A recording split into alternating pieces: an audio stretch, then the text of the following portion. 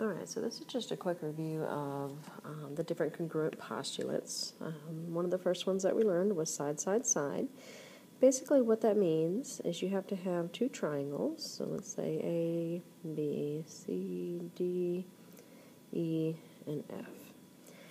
For two triangles to be completely congruent, they have to have exactly the same sides. So let's say A to B, and F to D. Let's say these two are the same, and then these two are the same.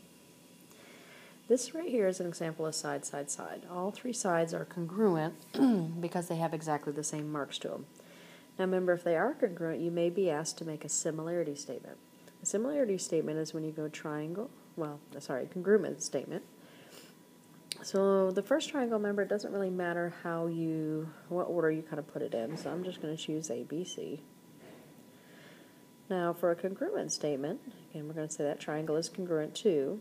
Now the second triangle we have to be careful of. We have to make sure that it's in the same order. The first one is A. A happens to be between the 1 and 2 slash, so the one between 1 and 2 slash for the second triangle is F.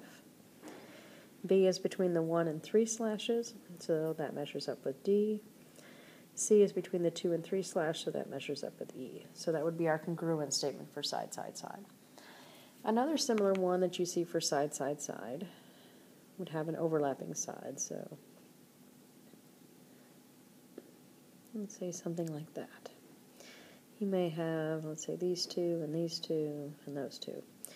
Now in this one, I only have two sides that are congruent. I have the two sides with 1 slash, I have the two sides with 2 slash.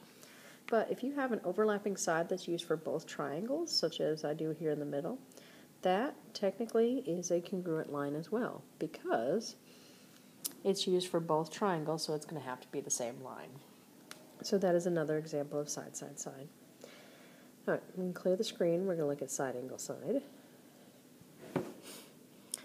Alright, so side, angle, side.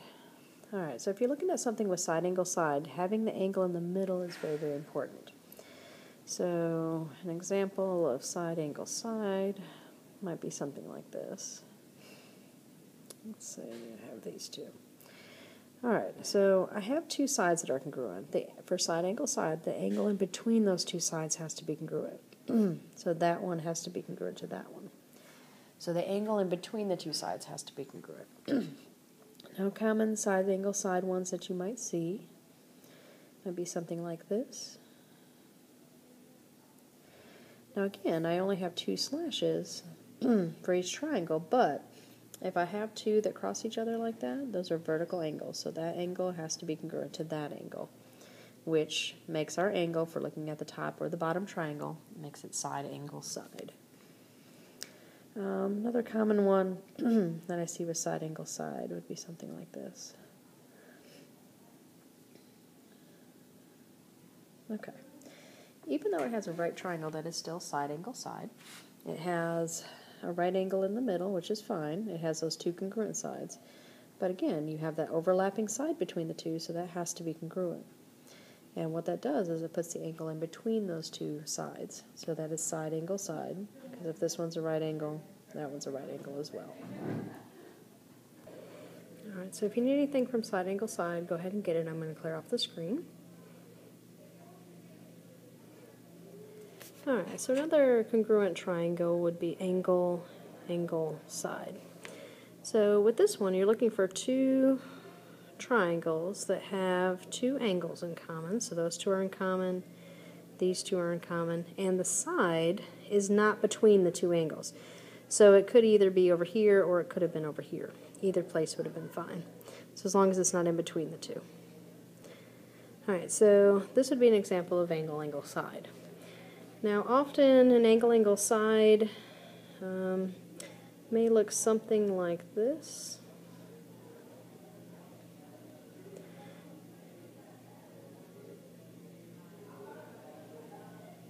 Okay, so we can see the top and the bottom triangle both have angles in common.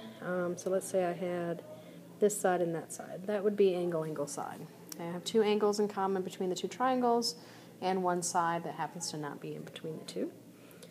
Alright, now we're going to look at angle, side, angle, so I'm going to clear this off. Alright, angle side angle means that I have to have, the side has to be between the two angles. So, very similar to the other one, I'm going to have two angles in common. But the side has to be between the two angles, so those two are necessarily congruent. Those two triangles are congruent to each other.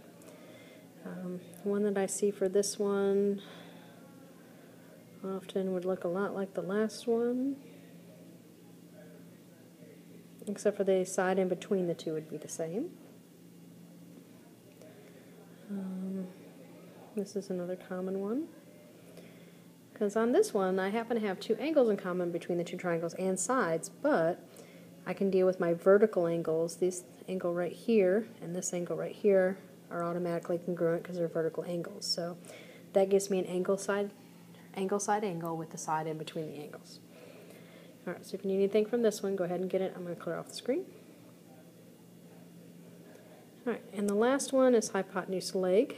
This is the only one that you can have an angle, a side, and a side, but it has to be a right angle. So you might see them like this. Okay, there's that right angle. We have to have a right angle. A leg is either the side that's touching the right angle, so it could have been either the top or the bottom. So it could be over here or it could have been over here. But that's considered your leg to it. So let's say I have this one and this one. And then the hypotenuse is the one across from the right angle. So those two would have to be congruent. One that I see sometimes for this one might be this. You have a right angle, and we might have something like that. That's a hypotenuse leg, because I have two hypotenuses in common. I have right angles, even though I only have one of them listed. If that one on the right is a right angle, so is this one, because it makes a straight line. And you can see I have that overlapping side. So there's my right angle, my hypotenuse, and my leg.